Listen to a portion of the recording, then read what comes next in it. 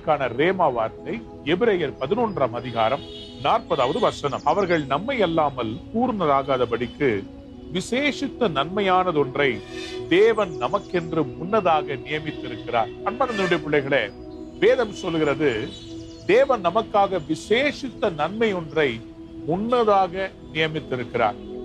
நம்முடைய வாழ்விலே பல காரியங்களை நாம் எதிர்பார்த்து கொண்டிருக்கிறோம். ஆனால் வேதம் சொல்கிறது நமக்காக விசேஷித்தமான ஒரு காரியத்தை ஆண்டவர் ஏற்கனவே ஏற்படுத்தி வைத்திருக்கிறாராம். எவ்வளவு சந்தோஷமானது இல்ல?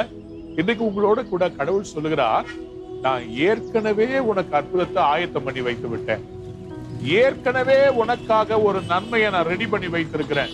அது சாதாரணமானது இல்ல, அது ஸ்பெஷலான ஒரு அற்புதம்.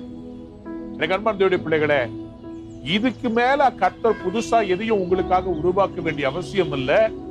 எல்லாவற்றையும் அவர் படைத்து ஆயத்தம் பண்ணி வச்சிருக்கிறார். உங்க கண்ணை திறந்தா போதும், அவர் உங்களுக்காக ஆயத்தம் பண்ண அந்த அற்புதத்தை நீங்க பார்க்க போறீங்க. நான் விசுவாசிக்கிறேன், உங்களுக்காக ஆண்டவர் ஒரு பொக்கிஷத்தை தர போறார்.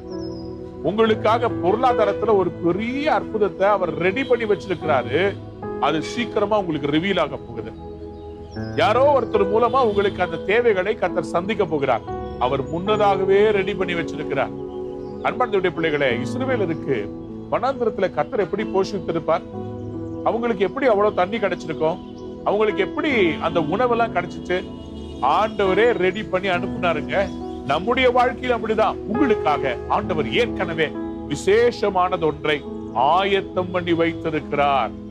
நிச்சயமாகவே நான் சொல்லுகிறேன், நீங்கள் எதிர்பார்த்திருக்கிற அந்த எதிர்பார்ப்பு தீமையில முடியாது.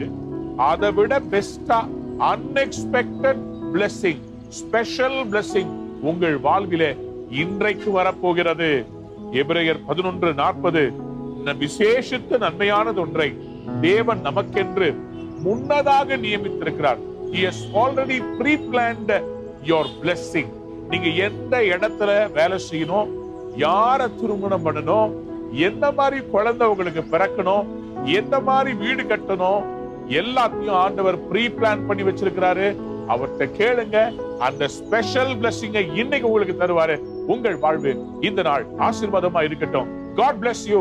Have a wonderful, special, miraculous day. Amen.